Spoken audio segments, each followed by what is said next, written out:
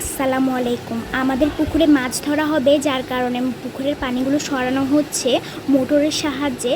তো দুপুর থেকে মানে মোটর দিয়েছিল, পানিগুলো সরানো হচ্ছিল। আমি বিকালবেলা এসেছি একটু ভিডিও করার জন্য, একটু দেখার জন্য। তো অনেকটুকু পানি আসলে শেষ হয়ে গিয়েছে, অনেক পানি ছিল।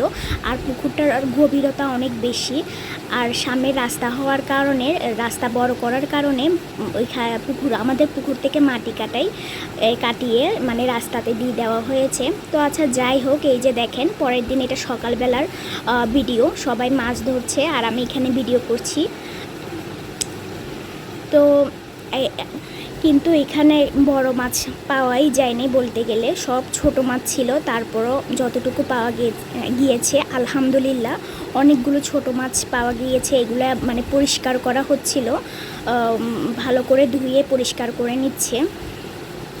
তারপর এগুলো পরিষ্কার করা হয়ে গেলে এখন এই যে কতগুলো মাশাআল্লাহ বলবেন সবাই।